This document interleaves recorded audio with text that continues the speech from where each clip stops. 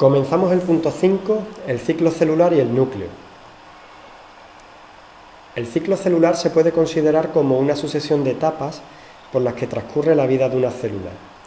Una célula nace a partir de la división de una predecesora, pasa por una serie de etapas donde crece, duplica su tamaño y por último se divide para dar dos células hijas que comenzarán de nuevo el ciclo. Esto es lo que ocurre a las células que proliferan. Sin embargo, hay otras posibilidades. Así, algunas células no se dividirán nunca.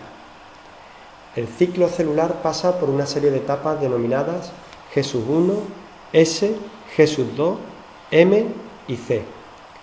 Esta secuencia se mantiene en prácticamente todas las células. Las fases G1, S y G2 se suelen agrupar en la denominada interfase.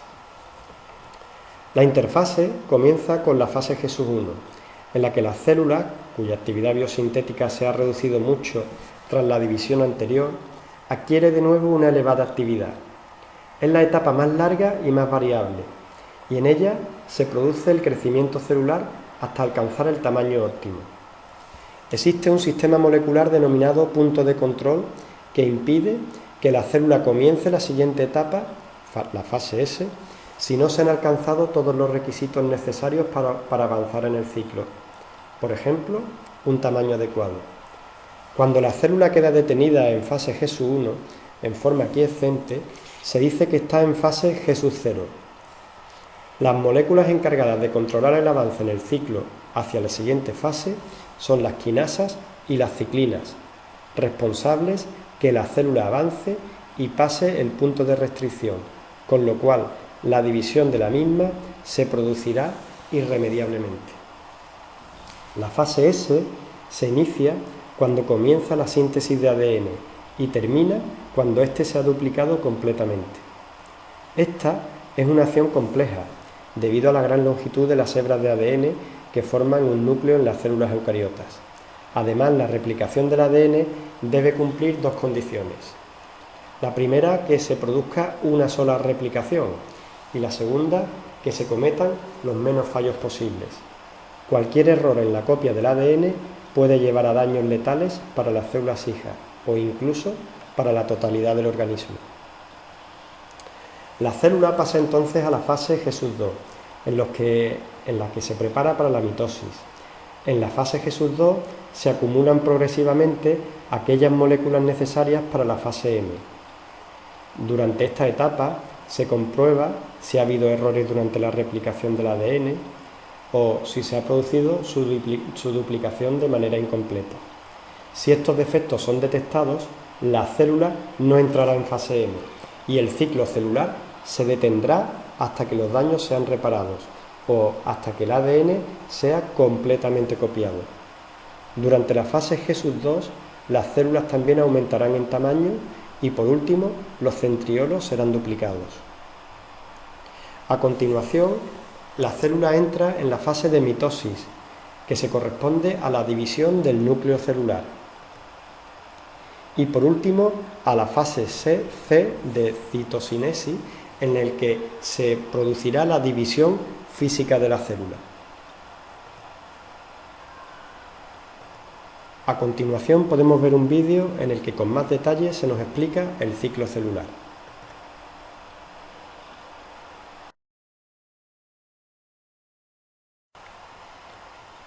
El proceso de crecimiento celular y división en células eucariotas se denomina ciclo celular.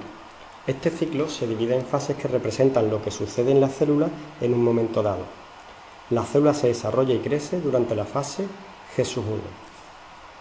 Durante esta fase hay un punto de control químico, denominado activador de la fase S, que controla si la célula se divide, retrasa la división o entra en una fase G0.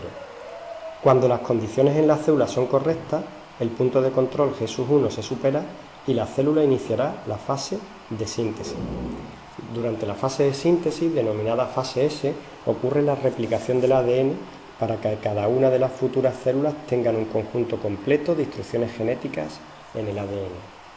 Una vez acabada la replicación del ADN, las células pasan a la fase G2, donde sigue creciendo y preparándose para la posterior división celular.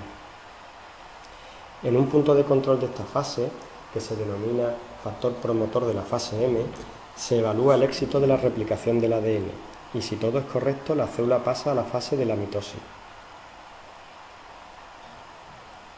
Durante la fase de la mitosis, una serie compleja de eventos desplazan el ADN para que cada una de las células hijas tengan un conjunto completo de instrucciones genéticas. El proceso de mitosis se valora en un punto de control durante la fase M. Una vez superado el punto de control, la célula completa la mitosis y comienza la fase de citocinesis, la división física de la célula.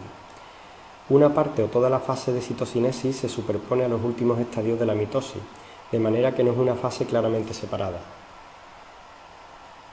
Durante la fase C, la fase de la división propia de la célula, el citoplasma se divide y se crean dos células hijas a partir de la célula original.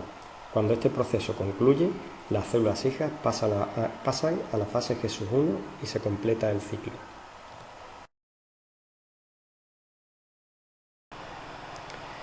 El núcleo celular. Al estudiar el núcleo celular tenemos que tener en cuenta la fase en la que nos encontremos dentro del ciclo celular. El núcleo interfásico se caracteriza por la formación de la cromatina, de la fibra de cromatina. Esta está constituida por una larga hélice de ADN de aproximadamente 2,5 nanómetros de diámetro que al asociarse a proteínas principalmente del tipo de las histonas formaría una fibra de aproximadamente unos 10 nanómetros de diámetro. El enrollamiento de la cadena de ADN alrededor de esta estructura proteica forma otra estructura denominada nucleosoma y le da una configuración denominada collar de perlas, con un grosor aproximado de unos 25 nanómetros. La molécula de ADN daría 2 vueltas alrededor de cada nucleosoma, dirigiéndose hacia la siguiente estructura proteica. Plegamientos posteriores, más complejos, formarían fibras más gruesas de diámetros variables. Varían entre 150, 300, hasta llegar a los 700 nanómetros como el indicado en la figura de arriba. El estado de máxima condensación de la cromatina se denomina cromosoma y el grosor suele ser de aproximadamente unos 1400 nanómetros. Se correspondería con la figura de la parte inferior. Los cromosomas solamente se establecen cuando la célula entra en mitosis. El núcleo en mitosis, como acabamos de decir, estaría formado por cromosomas. Un cromosoma típico pues estaría formado por 2 bastoncillos, a los cuales se les denomina cromátidas, que están unidos por una zona denominada centrómero.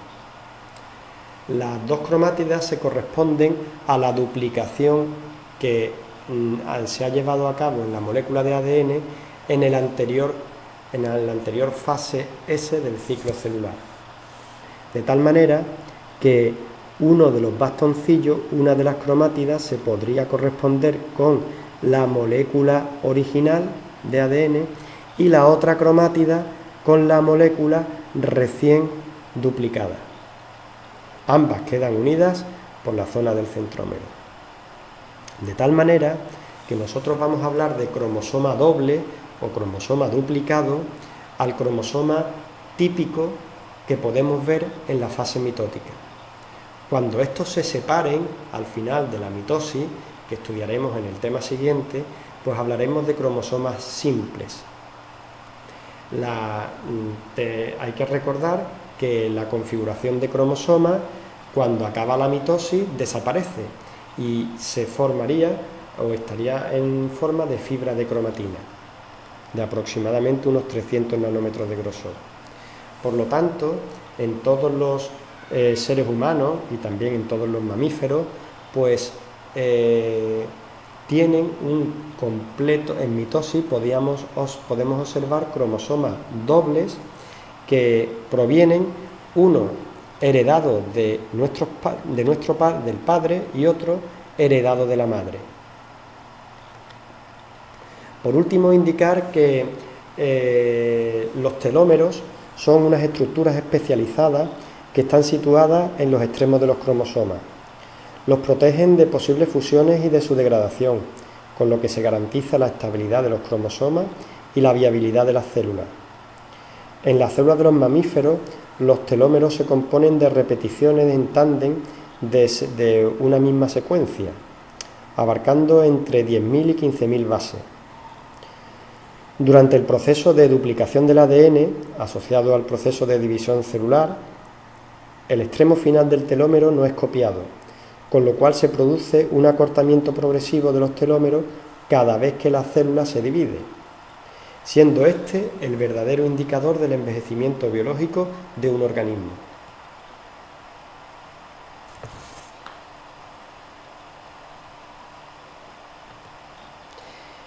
Y con esto hemos terminado el tema.